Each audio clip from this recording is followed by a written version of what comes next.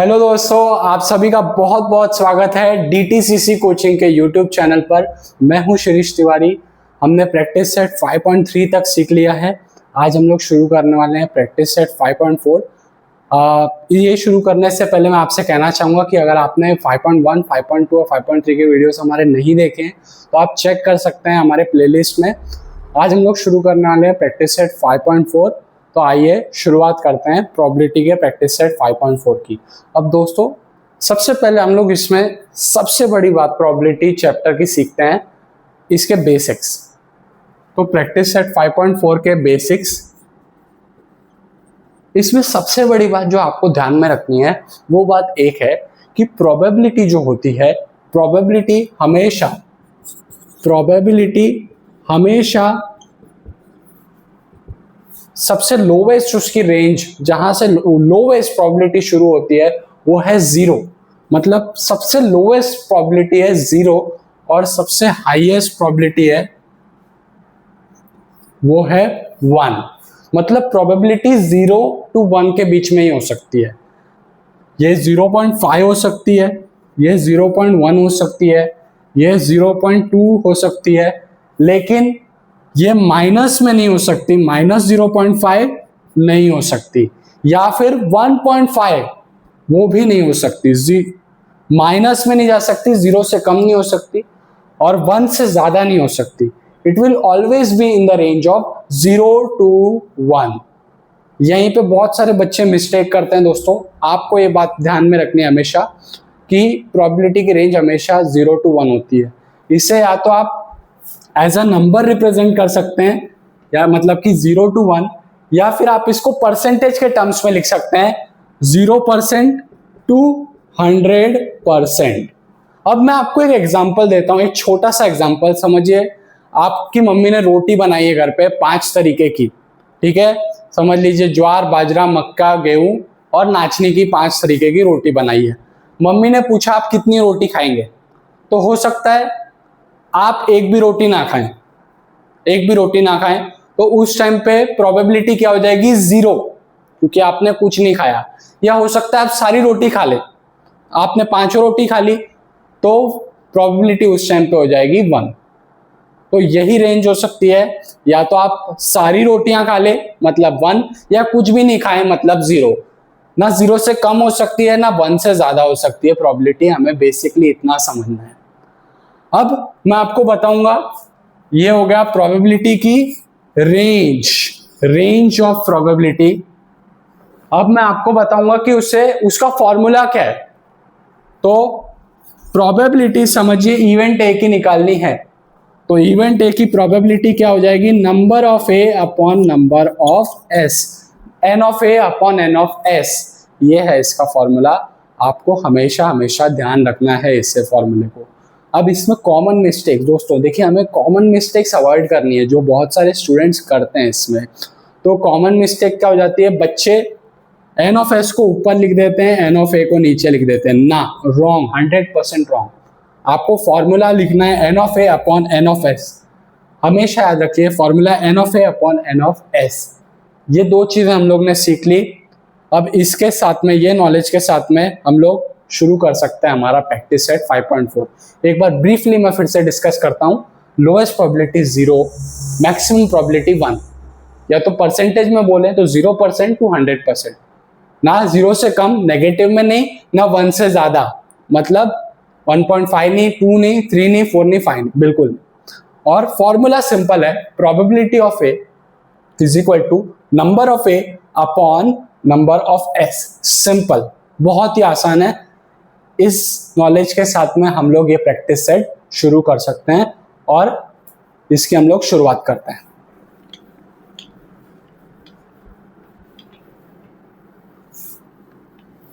तो हमने बेसिक सीख लिए, अब हमारे लिए कुछ भी मुश्किल नहीं होगा।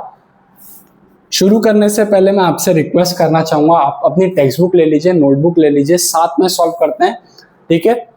तो पहला समय देखिए, if 2 coins are tossed, find the probability of the following events. 2 coin toss किए गए हैं, हमको इन इवेंट्स की प्रोबेबिलिटी फाइंड करनी है, ठीक है। क्या इवेंट्स है? Getting at least 1 head and getting no head. तो जब दो कॉइन टॉस करते हैं, सैंपल स्पेस हम लोग लिखते हैं पहले, let S be the sample space for two coins tossed. तो जब दो कॉइन्स टॉस करेंगे तो हमारा सैंपल स्पेस क्या हो जाएगा, H H H T T H T T, H H H T T H T T. ठीक है, दो कॉइन को हमने टॉस किया। अब नंबर ऑफ सैंपल पॉइंट्स कितने हो जाएंगे, 1 2 3 4। ठीक है, अब हम लोग को बोला गया at least one head, at least one head चाहिए, मतलब कम से कम हमें एक हेड चाहिए। मतलब एक से ज्यादा भी चलेगा, बिल्कुल, मतलब मैक्सिमम कितने हो सकते हैं, 2 हेड, या तो एक हेड भी चलेगा, उससे ज्यादा 2 हेड भी चलेगा। ठीक है, तो इवेंट ए लेते हैं, let A be the event of getting at least one. Head हमने क्या समझा, एट लीस्ट, कम से कम एक हेड चलेगा, एक से ज्यादा हेड भी चलेंगे, मतलब 2 हेड भी चलेंगे, 0 हेड नहीं चलेगा, एक हेड, एक से ज्यादा हेड मतलब 2 हेड, क्योंकि मैक्सिमम यहाँ पे 2 हेड आ सकते हैं, 3 हेड नहीं आ सकते। तो इवेंट ए में हम लोग क्या लिखेंगे, पहले जहां पे एक हेड आ रहा है एच टी, इसके बाद में आ रहा है टी एच, यहाँ पे भी एक हेड है, यहाँ पे भी एक हेड है। अब ये टी टी नहीं चलेगा, एक हेड तो चाहिए। अब एटलीस्ट वन हेड है तो 2 हेड भी ले सकते हैं हम लोग, तो 2 हेड भी लेंगे, तो हो गया H H, number of A हो गया आपका 3। ठीक है, अब प्रोबेबिलिटी ऑफ ए निकालते हैं। प्रोबेबिलिटी ऑफ ए का हमारा सिंपल फॉर्मूला है number of A upon number of S. ठीक है, तो नंबर ऑफ ए है, अभी अभी आया हमारा 3, और नंबर ऑफ एस जो हमने लिखा है वो है 4। तो ये है हमारा आंसर, प्रोबेबिलिटी ऑफ ए है 3/4। आप लोग इसे लिख लीजिए।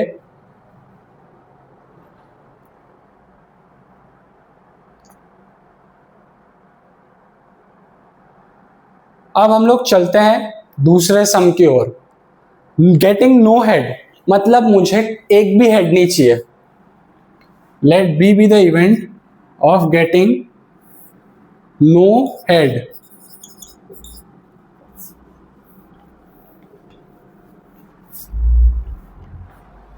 अब मुझे कोई हेड नहीं चाहिए, इसका मतलब क्या, मुझे चाहिए टेल, मुझे चाहिए सिर्फ टेल। मुझे हेड नहीं चाहिए, हेड नहीं चाहिए, मुझे हेड नहीं चाहिए, मुझे चाहिए सिर्फ टेल, मतलब TT. B be the event of getting no head, head नहीं चाहिए, सिर्फ टेल चाहिए, तो बी आपका हो गया टी टी। तो नंबर ऑफ बी हो गया आपका 1। Probability of B, number of B upon number of S. Number of B आपका हो गया 1, नंबर ऑफ एस हो गया आपका 4। प्रोबेबिलिटी ऑफ बी हो गया आपका 1/4। नो हेड, मतलब मुझे हेड नहीं चाहिए, ना एक ना 2, 0 हेड। ठीक है, तो हम लोग क्या करेंगे, हम लोग लेंगे टेल टेल, उसमें कोई हेड नहीं है, इसलिए वही ऑप्शन आया। 1/4 आपकी प्रोबेबिलिटी हो गई। आप लिख लीजिए सम को। तो इसी के साथ हम लोग देखते हैं हमारा सेकंड सम। अब सेकंड सम में हमें क्या बताया गया है, if 2 dice are rolled simultaneously find the probability of the following events. अगर 2 डाइस साथ में रोल किए गए हैं तो इन इवेंट्स की हमको प्रोबेबिलिटी फाइंड करनी है।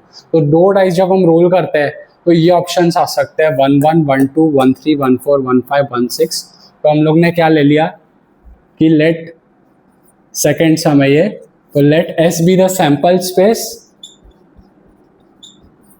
For 2 dice rolled.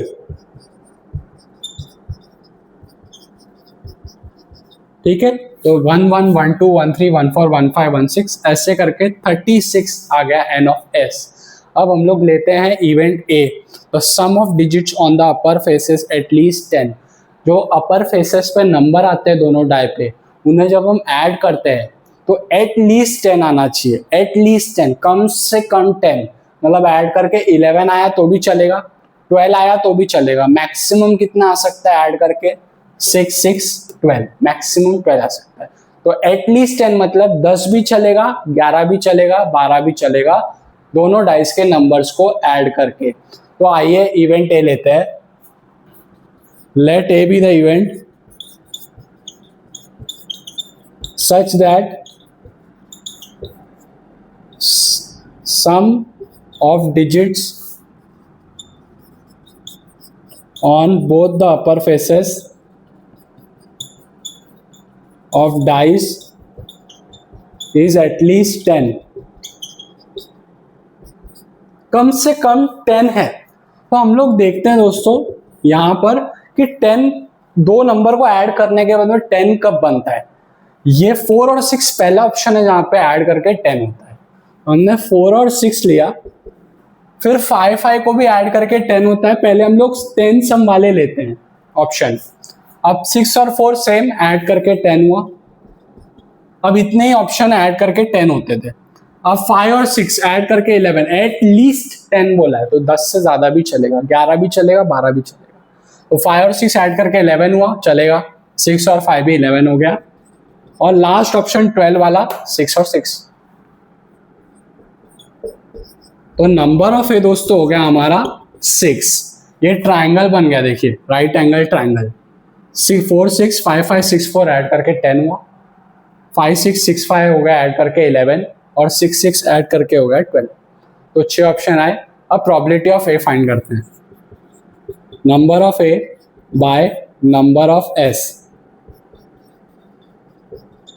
Number of A हो गया 6, नंबर ऑफ एस हो गया 36। 6 1 जार, 6 6 जार, तो आंसर आ गया 1/6।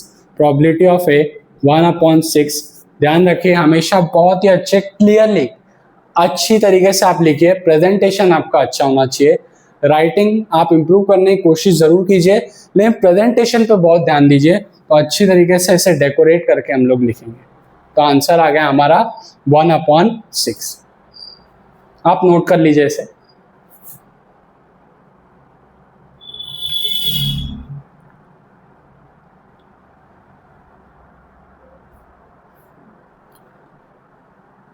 चलिए दोस्तों हम चलते हैं सेकंड सम की तरफ। अब क्या बोला गया हमें, B is the event, the sum of digits on the upper face is 33।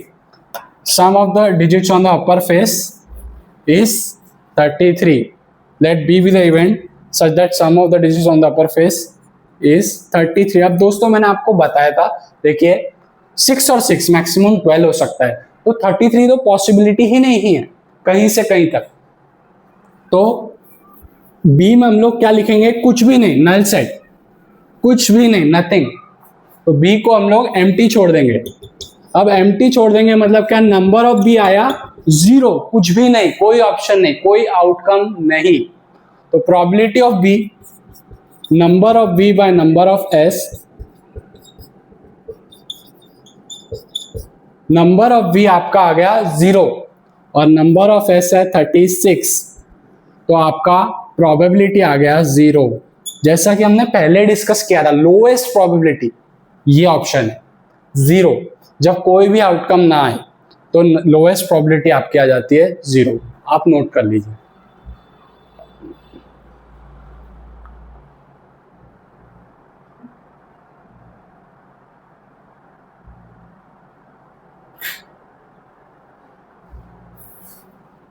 अब तीसरा इवेंट देखते हैं, the digit on the first die is greater than the digit on the second die.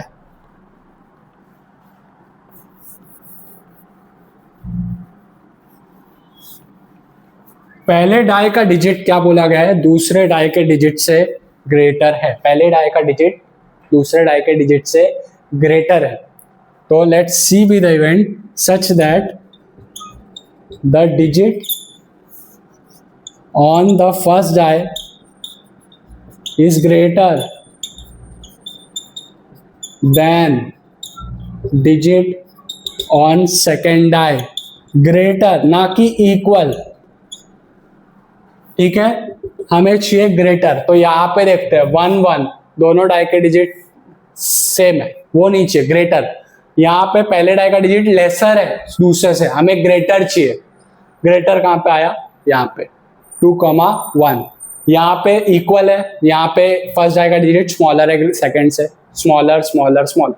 यहाँ पे फर्स्ट डाई का digit greater, यहाँ पे भी ग्रेटर, यहाँ पे इक्वल, यहाँ पे स्मॉलर, ये नहीं चलेगा। फर्स्ट डाई का डिजिट सेकंड डाई से ग्रेटर, फर्स्ट डाई का डिजिट ग्रेटर, फर्स्ट डाई का डिजिट ग्रेटर, इक्वल और स्मॉलर, नहीं चलेगा। फर्स्ट डाई का डिजिट सेकंड डाई के डिजिट से ग्रेटर।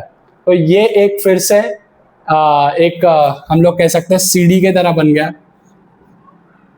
ये इस तरीके से ऑप्शन है हमारे। पहला ऑप्शन है 2, 1 फर्स्ट डाई का digit greater, 3, 1 3, 2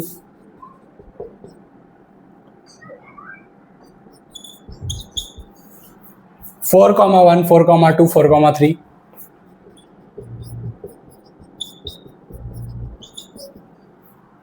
5, 1 5, 2 5, 3 5, 4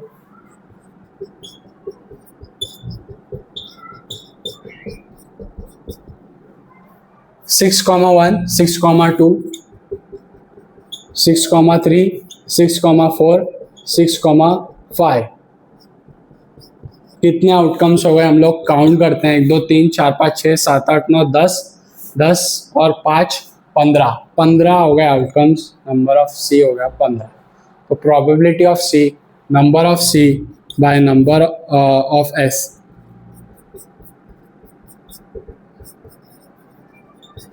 formula number of C 15, number of S 36। 3 के टेबल में दोनों जाते हैं, 3 5 15, 3 1 और 3 2। तो प्रोबेबिलिटी हो गई 5/12। ठीक है, आप लोग ये सम नोट कर लीजिए, फिर हम लोग नेक्स्ट सम पे चलते हैं। अपना fourth sum, okay sorry third sum शुरू करते हैं हम लोग। आइए, there are 15 tickets in a box each bearing one of the numbers from 1 to 15। एक बॉक्स में 15 टिकट्स हैं, सब टिकट पे एक नंबर लिखा गया है 1 से लेके 15 तक। 1 ticket is drawn at random from the box, एक टिकट रैंडमली हम लोग ने बॉक्स से ड्रॉ किया। तो find the probability of an event that the ticket drawn shows an even number and shows a number which is a multiple of 5। तो पहले हम लोग सैंपल स्पेस लिखते हैं दोस्तों। सैंपल स्पेस बहुत आसान है, आप जानते हैं। तो third sum, let S be the sample space for a box containing 15 tickets। अब दोस्तों सैंपल स्पेस में हम लोग क्या लिखेंगे, नंबर्स 1 2 3 सारे नहीं लिखने हमें, हम डॉट डॉट डॉट करके 15 लिखेंगे। ठीक है, तो नंबर ऑफ एस हमारा हो गया 15, नंबर ऑफ एस हमारा हो गया 15। अब हम लोग को बोला गया है कि 1 ticket is drawn at random from the box, find the probability of an event that the ticket shows an even number। हमको चाहिए इवन नंबर। ठीक है, इवन नंबर के बारे में हम जानते हैं दोस्तों, जिसके यूनिट प्लेस पे 02468 आए, 02468 जिसके यूनिट प्लेस पे आए। ठीक है, बेसिकली आप ये भी कह सकते हैं कि 2 से डिविजिबल होने वाले नंबर्स। तो A is the event, let A be the event of getting an even number। Even number के बारे में दोस्तों आप जान चुके हैं। तो एक ए में क्या क्या आएगा, 1 से लेके 15 के बीच में इवन नंबर्स 2 4 6 8 10 12 14। ठीक है, तो नंबर ऑफ ए आपका क्या हो गया, 3 4 5 6 7, 2 4 6 8 10 12 14। तो प्रोबेबिलिटी ऑफ ए हो जाएगी number of A upon number of S, जो कि आपका फॉर्मूला है।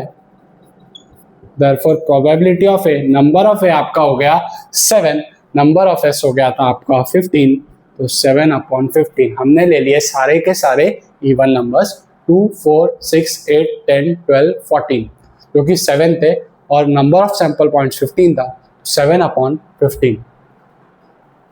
अब आप ये सम नोट कर लीजिए।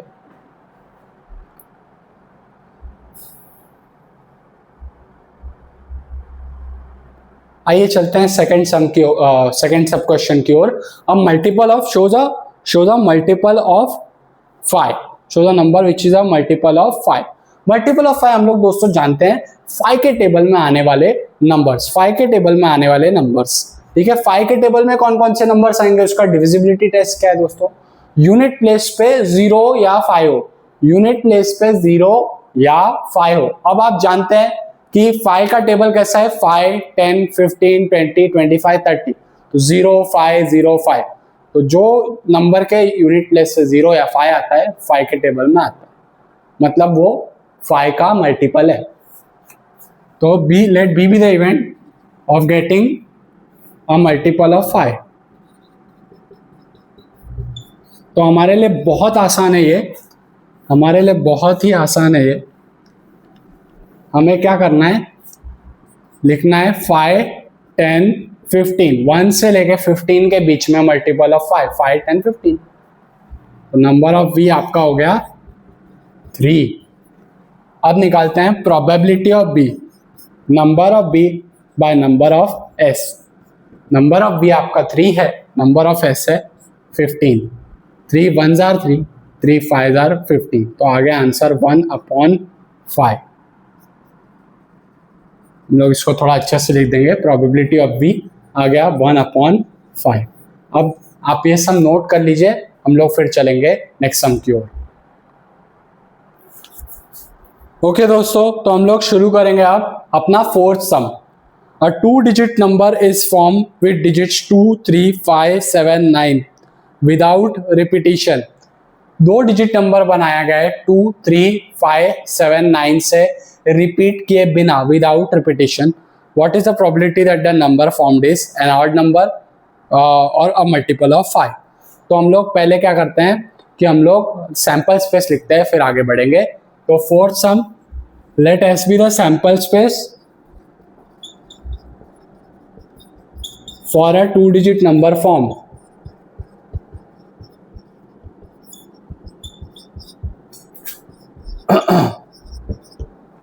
तो सैंपल स्पेस में आपका क्या हो जाएगा, मैं आपको बताता हूँ। 2, 3, 5, 7, 9 ये नंबर्स आपको दिए गए हैं, आपको रिपीट नहीं करना, यानी कि 2, 2, 3, 3, 5, 5, 7, 7, 9, 9 नहीं हो सकता, सेम नंबर नहीं आ सकते। ठीक है, 2 से शुरू कीजिए, 23, 25, 27, 29, 3, 32, 35, 37, 39, 72, 73, 75, 79। ओके सॉरी, हमने 52 नहीं लिया, पहले 52 ले लेते हैं। 52, 53, 57, 59, 72, 73, 75, 79, 92, 93, 95, 97।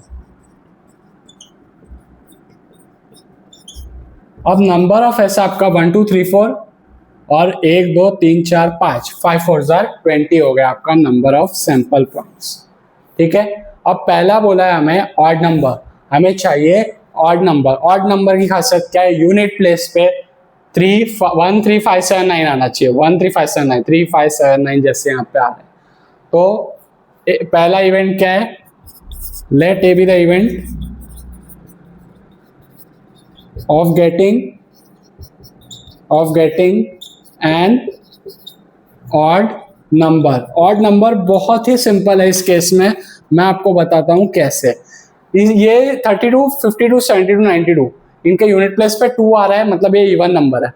इससे हटा दीजिए, बाकी सारे नंबर जो है आपके ऑड है, क्योंकि यूनिट प्लेस पे 5, 7, 9, 3, 7, 9, 3, 5, 9, 3, 5, 7, 3, 5, 7, 9 ये सारे ऑड ही। ठीक है, ये खाली ये इवन है, इससे हटा दीजिए, बाकी सब लिख लीजिए, आपके बन गए ऑड नंबर्स। तो 23, 25, 27, 29, 35, 37, 39, 53, 57, 59, 73, 75, 79, 93, 95, 97। तो ये 4 को हमने छोड़ दिया है, ठीक है। तो बचे कितने? 16। 1 2 3 4 5 6 7 8 9 10 11 12 13 14 15 16। तो नंबर ऑफ ए आपका हो गया 16, ठीक है। अब हम लोग फाइंड करते हैं प्रोबेबिलिटी ऑफ ए, जो मैं यहाँ पे सॉल्व कर रहा हूँ। Number of A upon number of S. Formula हमेशा हमें ध्यान रखना है, उल्टा नहीं लिखना है। नंबर ऑफ ए हमारा हो गया है, अभी अभी आया 16, और नंबर ऑफ एस जो हमने फाइंड किया है वो है 20। तो 4 4s are 4 5s are, आपका आंसर आ गया 4/5, which is your probability of getting an odd number. आप नोट कर लीजिए।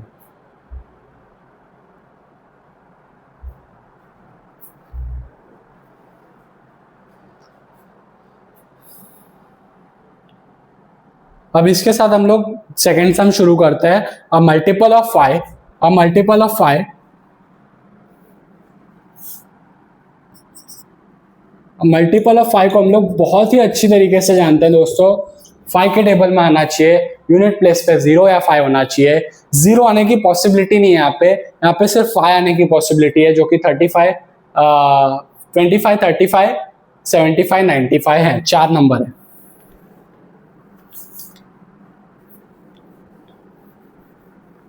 क्या देखा हमने?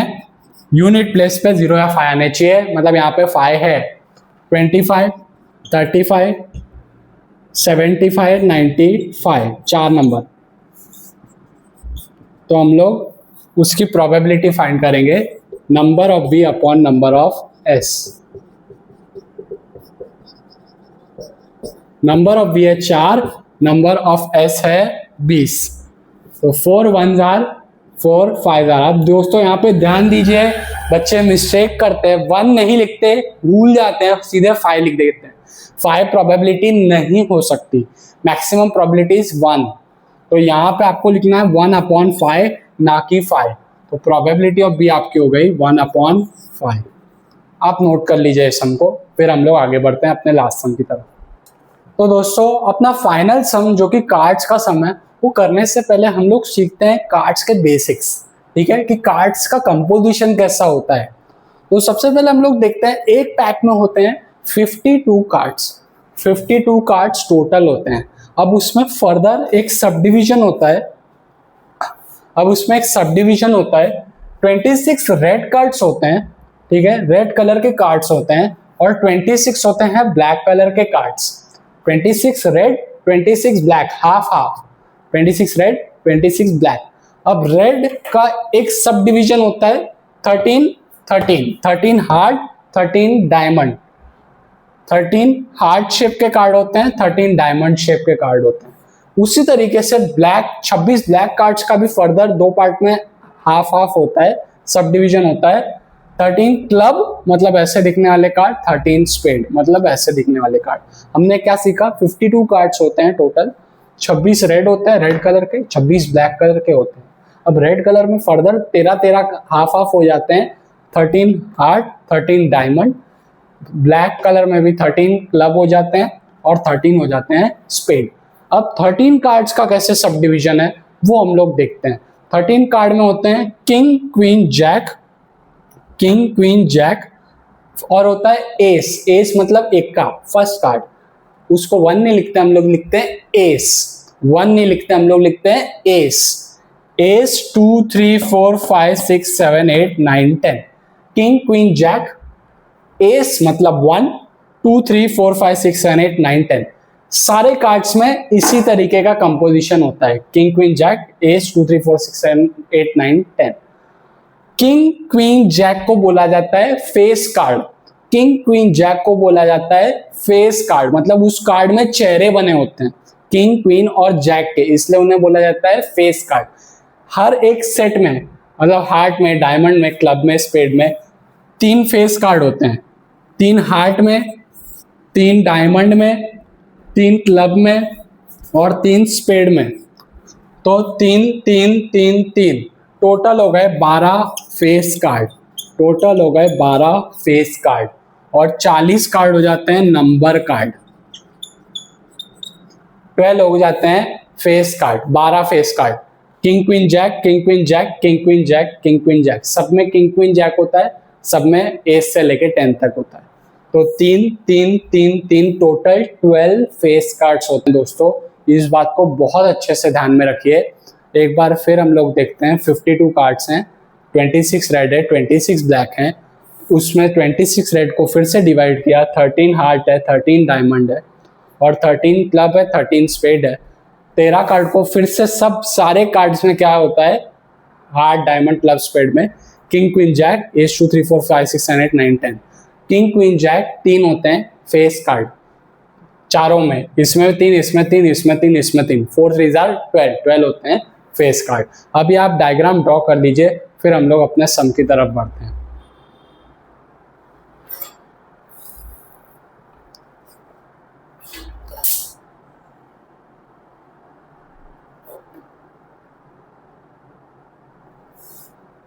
उम्मीद करता हूं आपने डायग्राम ड्रॉ कर लिया होगा। तो हम लोग बढ़ते हैं अपने सम की ओर।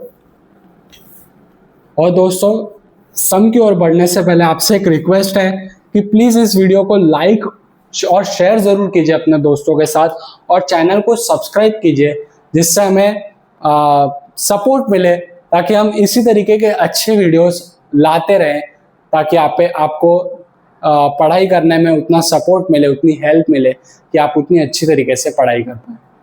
4th 5th सम देखते हैं हम लोग दोस्तों, फाइनल सम। और इसके अलावा आपको कोई भी डाउट हो, आप बेहिचक होकर कमेंट सेक्शन में लिख सकते हैं अपने डाउट्स, हम जल्द से जल्द उनका रिप्लाई करेंगे। A card is drawn at a random from pack of well shuffled 52 playing cards. Find the probability that the card drawn is an ace या फिर a spade। ठीक है, तो एक कार्ड निकाला गया है well shuffled pack of 52 cards में से। तो let S be the sample space.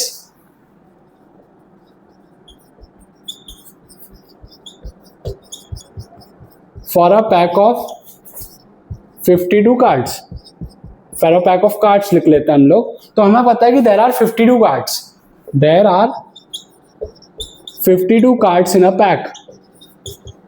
अब एक पैक में अगर 52 कार्ड्स है तो नंबर ऑफ एस कितना हो जाएगा दोस्तों, 52। अब पहला सम है, पहला क्वेश्चन है, what is the probability that the card drawn is an S. S मैंने आपको बताया था 1 नहीं लिखते, एस होता है। तो हर कार्ड में हर तरीके का हार्ट डायमंड क्लब स्पेड सब में एक एक एस होता है। तो एक हार्ट में, एक डायमंड में, एक क्लब में, एक स्पेड में, तो टोटल हो गए 4। तो let A be the event of getting an ace card। तो जैसा कि मैंने आपको बताया, हर तरीके के कार्ड में एक एक एस होता है, तो टोटल होते हैं 4 S. There are 4 S cards, तो therefore number of A is equal to 4। Probability of A निकालते हैं, number of A by number of S. Number of A है 4, नंबर ऑफ एस है 52। 4 1s are 4, 4 1s are 4, 1 और 2 बचा, 3s are 12, 1/13। तो probability of A आपका आ गया 1/13। 4 एस होते हैं, 4 और नंबर ऑफ एस है 52। 4 1s are 4, बचा 1 और 2, 4 3s are 12, 1/13 आ गई आपकी प्रोबेबिलिटी।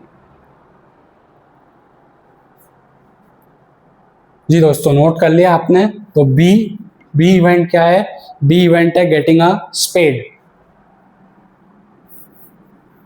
बी इवेंट है गेटिंग अ स्पेड कार्ड।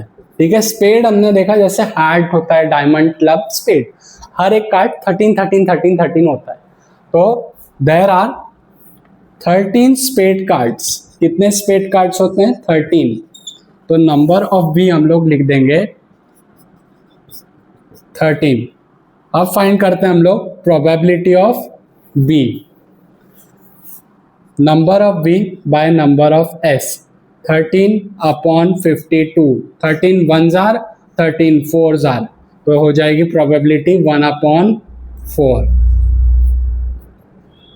इसी के साथ दोस्तों हमारा प्रैक्टिस सेट 5.4 खत्म होता है। आशा करता हूँ आपको सारे सम्स बहुत ही अच्छी तरीके से समझे होंगे। कोई भी सम में आपको दिक्कत होती है आप कमेंट सेक्शन में ज़रूर पूछिए। थैंक यू वेरी मच हमारे साथ में जुड़ने के लिए। Thanks for watching this video.